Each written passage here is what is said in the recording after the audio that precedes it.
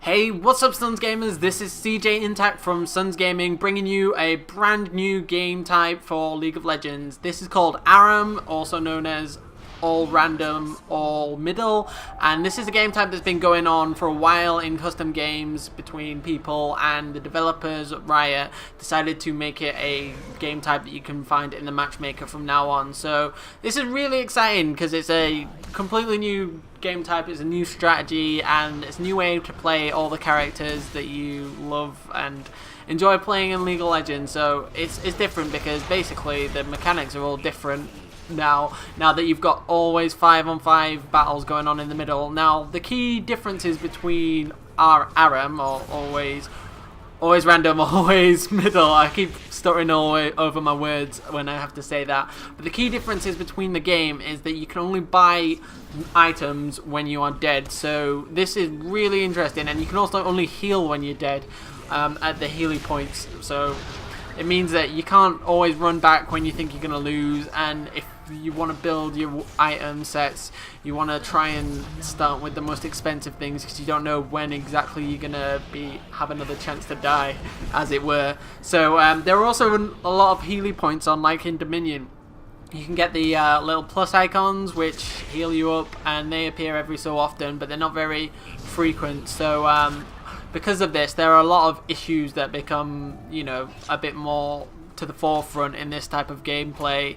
And again, it focuses on the team battling element. Getting minion kills isn't really as important because of the fact, I mean, it is important to a certain extent, but because of the fact that you can't always buy items, and you never know when your next item buy is going to be. So it really changes up the flow of the game. I mean, what can happen in this, for example, is you can dominate for ages with one team because you've got 5 dudes, and when you wipe out the enemy team, they'll come back with way stronger items than you are and come back and like completely wipe you out. So it's a nice to and fro. It's really good, and I was fortunate enough to roll a really strong character for this. I think he is, because it's Fiddlesticks, and he's got, for those of you not familiar with my character, he has a kind of fear attack which can fear one enemy, so that's really good for getting people to stop following me and stuff like that. And he's got a drain attack, and he's got the crows, and in this early stage of the game I am just mopping up with the crows. The crows are just so powerful because the range on them is like ridiculous. They basically, I've got a crow attack which bounces between enemy to enemy, like you could just sit there and get another kill there. It just mops up, and because in this game type people can't heal themselves from minor attacks, if you get yourself low, you're perfect for getting crowed. I know, that's a terrible rhyme. So one of the things I wanted to talk about today was the fact that they're cancelling Futurama. Now, between me and Zaffo, all we do is quotes from Futurama and The Simpsons and Family Guy. We've been known to have Simpsons trivia offs, but this really kind of saddened me in a way. Comedy Central's acting the show in September. Now, whether or not this will be the death of Futurama completely is yet to be seen, because a show that famous with that much of a cult following is bound to get picked up somewhere else. Well, hopefully it is.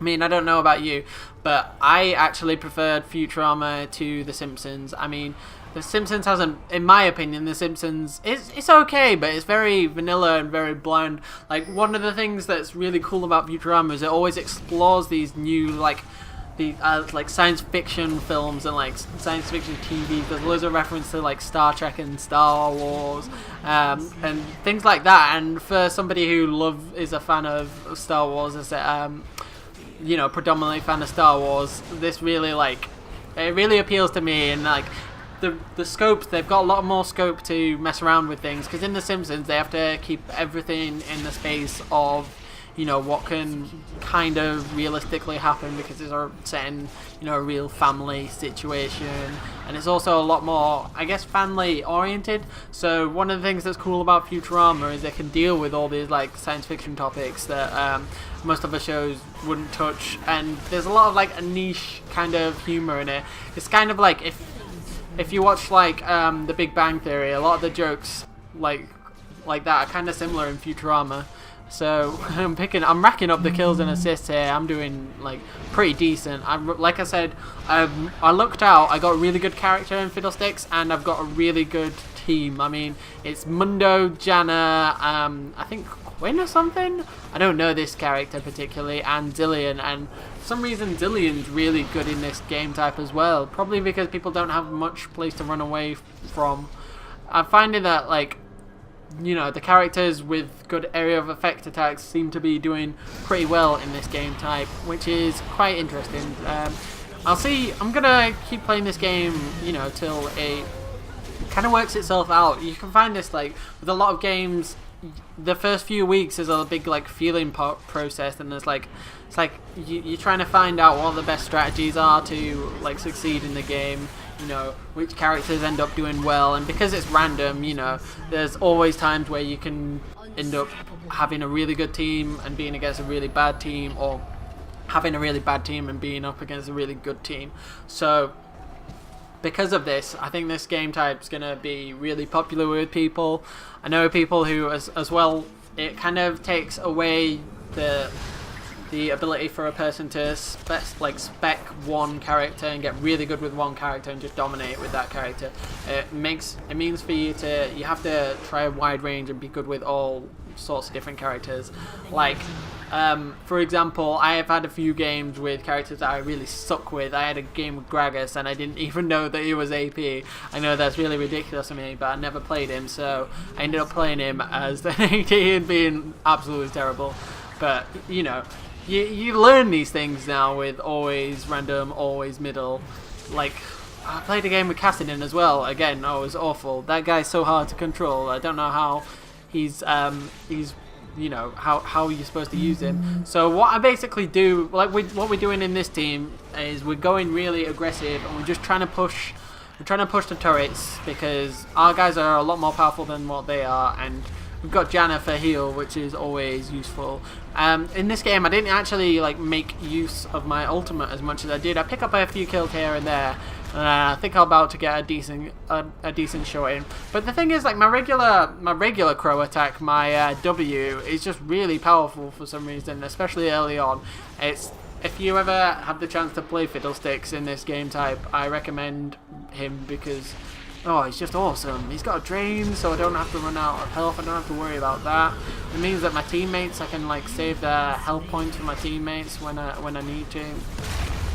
It just seems to be like a good combination. Oh, that's a bad death there by me.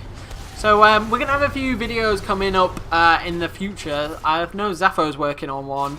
He's got another video. I'll link you to him. I'll link you to Zapho's video in the doobly-doo, in the outro of this video. But you know, we've Sun's Gaming, we've got a few videos coming out. They'll be really interesting. I'm gonna try and keep bringing out these ARAM games because I'm having real fun with it, and it's a really good way to introduce you a wider audience into some of the characters in League of Legends. One of the strong points about this game is because it's free to play, all that the art teams and the design teams mostly do is come up with new characters, and they're really inventive, and the artwork's awesome, and they all play differently. That's one of the things about League of Legends, is that all the characters play differently, and it's so refreshing when you play as a character that, you know, it's not just his moves aren't like just a little bit different, you know, they really, all of the characters handle really differently in most cases. And this is because of the way the mechanics are drawn out. You only have 4 attacks, so you've got to really focus on what you want to do. I mean, there are characters, you know, there are characters that focus on doing damage, there are characters that are trying to, you know, be a bit of a jack of all trades, a master of none, and support characters, healers, like, and you know, just a wide variety of people. We're getting really pushed back here, so I'm trying, because I've got so many kills and I've got the Rabadon's really help early on. The Rabadon's death cap is a really good, really strong magic item, and because I've got that, I'm trying to just bully them. I think I'm trying to, you know, fear them and make them so that they won't try and attack my teammates so much. The combination of having Janna, Zillion, and myself is just really good, because when Janna hits the whirlwind attack, I just go in and fear them, and then Zillion's got like loads of bombs on people, so and I pick up another kill. I did really well this game. I was torn between either showing you this game or another game I had with Heimerdinger where I didn't do as well. I went 3-1 by the end, but you know, with Heimerdinger, you're not really a big hitter, so it's always hard to have a really strong game. So with Fiddlesticks, I feel like I can deliver you the content that's probably better to see. Not that, you know, many of you will probably even know the nuances of this game. I hope you, like, if you want, sign up to it, because I do recommend it. I'm having a lot of fun, and these game types, they're a little bit less serious. Like this in Dominion, you're not going to get called out. You'll learn the basics of the game without being like harangued as much as what you do in standard classic mode, because standard and classic mode is just brutal. If you just go on that for like a couple of minutes, you end up like wanting to come out crying. And I don't know how I ever got into it, because it wasn't exactly like it was friendly when I was learning the game. It was just brutal, just as brutal then as it was now. You know, people, but you know, I guess people are more forgiving in this, especially with it being random characters. You know, you're not always going to be an expert with every single character on the game. I mean, some people are, but it gives you a chance to, you know, widen your horizons, I guess. Expand your horizons. That's the term I was looking for. So anyway, this little piece is drawing to a close, and I think I do something pretty awesome here. So just watch it. I'm just getting my little kills in. Just getting. Oh no. That's a lie. I was building up the anticipation for no reason. Anyway, so this has been Cjintact, and I hope you enjoyed it. Please stay tuned for my outro. It's sexy and new, so I hope you like it. So if you like this video and maybe you want to see something similar, click on the panel in the top right hand corner and it'll take you to a League of Legends Ezreal Dominion gameplay. If you want to catch up with my Bioshock series that's at part 8 now, please click on the panel on the bottom right hand side of the screen. And our feature video today is Zepho playing Battlefield 3. It's really good, so check it out. This has been Cjintact from Suns Gaming. I hope you've enjoyed the video, and please like, subscribe and comment. Peace out.